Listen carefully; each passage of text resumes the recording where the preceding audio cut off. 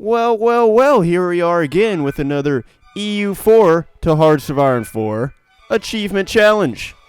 Since I've been doing a Welsh campaign in Total War Thrones of Britannia, I thought it'd be fitting to cross that over into Hearts of Iron 4.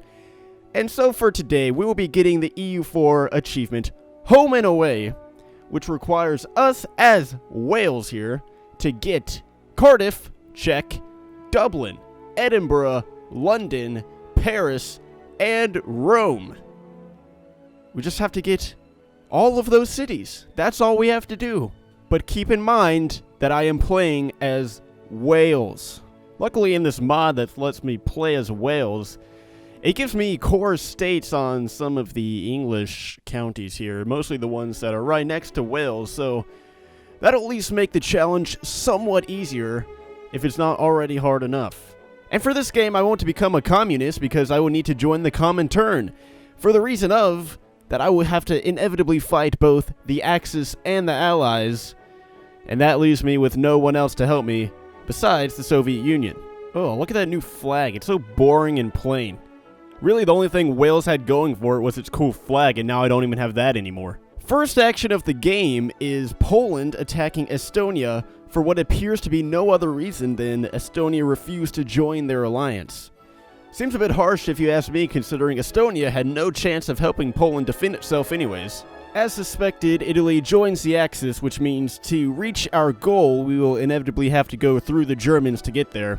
And now the Allies' Axis war has begun, which means we need to get ready because once all the British troops leave the mainland, well, they will have opened themselves up to an attack from the Welsh. Alright, now I'm going to use a bit of strategy here. I'm in the Comintern, right? But the Soviet Union is failing to act against Poland. So I'm going to justify a war goal against Poland myself and bring the Soviet Union into the war. So that way the Soviet Union can snag some Polish land and counter Germany's own power and increase the Soviet Union's power to perhaps balance things out before Germany becomes too strong. So we've started the war. Now the Soviet Union has begun a full-scale invasion into Poland and Romania. That'll hopefully get them some land and some factories and some stuff before they have to fight the Germans, because I will need every bit of help I can get from them later on. So apparently before I could even declare war on the United Kingdom, we got sucked into war with them anyways. I don't even know how, but we're at war, so luckily they don't have any opposing divisions on my border, so I guess let's get the invasion underway. So France is done for, and we've made it quite a bit into England as well before we've managed to encounter much resistance. Now their troops are starting to come back from France though and oppose us, but I mean the progress we've made is pretty good so far and I'm feeling quite confident. I've managed to quite effectively surround and capture individual divisions, which has made this whole attack much easier. You can see down south I've separated them. I'm holding off an entire army with only a few divisions in Cornwall, and the rest are slowly being forced back into the greater London area.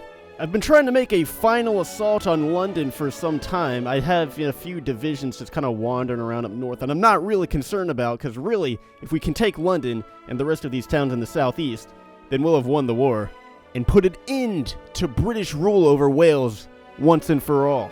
And finally, London is under my control. That took a lot longer than it looked, trust me. UK still not capitulated though. Looks like we're gonna have to go take some other city. I don't know. I guess we'll just keep pushing somewhere.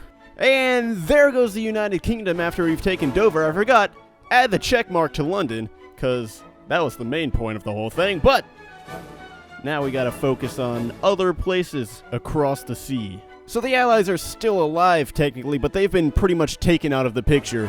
And here's where the world stands afterwards. We're going to have a full-scale invasion of the mainland to take over Paris and Rome from the Axis. It will be quite an undertaking, I can imagine. Now, wait a minute here. Hold up 1 second. Japan has joined the Chinese United Front. Now, if that's not strange enough, here's the problem with what just happened. China They created the Chinese United Front. But China is actually a puppet of Japan.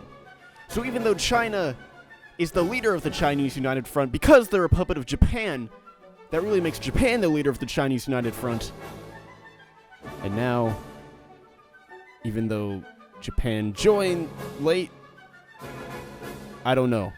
I don't know what's going on with China. I don't want to know. I'm just leave them to their business. In the meantime, let's go ahead and invade Ireland, because we will need Dublin in order to complete our list. I can only hope that our invasion of Germany and Italy is as smooth as this one is. Speaking of which, here's how the plan is going to go down. At this point in the game, I have built up enough to have 4 armies. I will send 2 of which to invade the northwestern part of Germany. I feel like if we are going to take out the Axis, we will have to take them out at the source of their power, which is the Germans.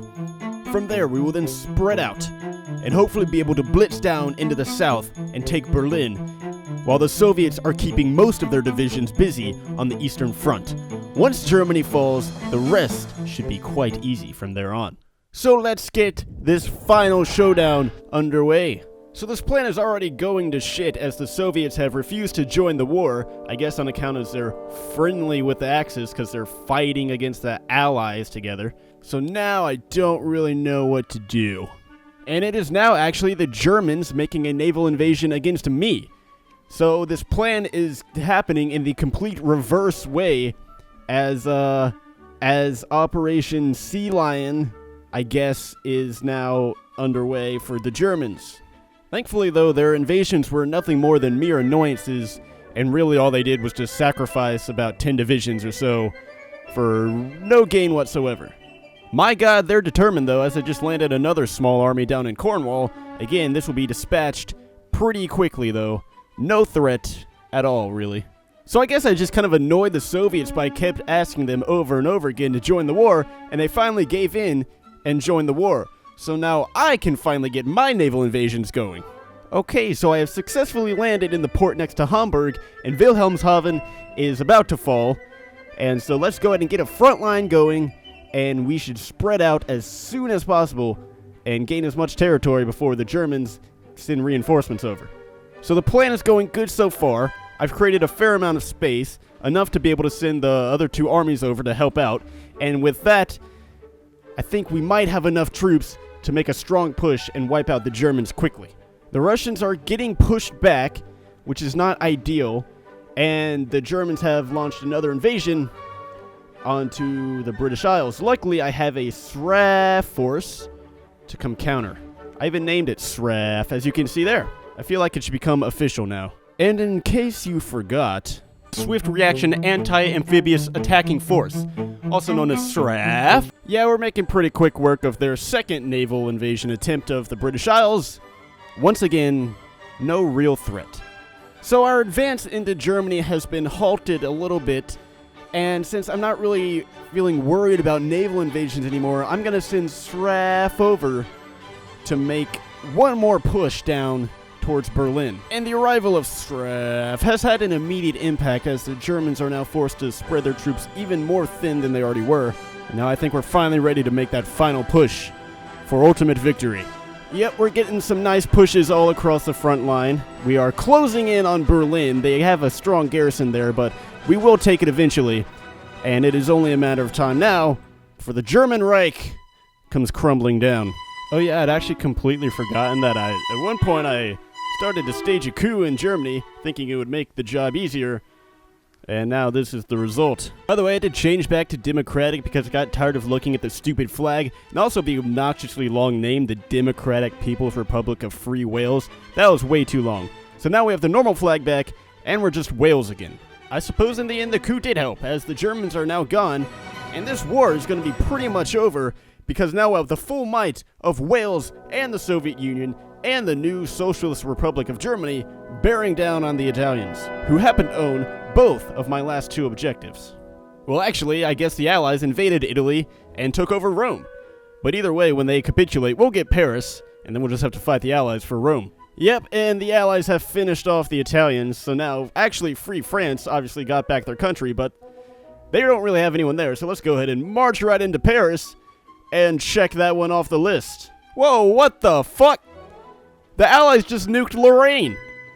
What was the point of that? Well, 2 can play at that game. Maybe I should have picked a different target besides the one that I'm trying to take. Oh well. But now we're making a strong push down through the Italian peninsula. We've almost reached our target. There is actually an opening. I say we just rush for it and end this thing once and for all. And there we go. Rome is now mine. And with that, I control all the cities that I need to complete the home and away achievement. It was quite the struggle, quite the war, quite the video. I hope you enjoyed it though, and I look forward to seeing you for the next one.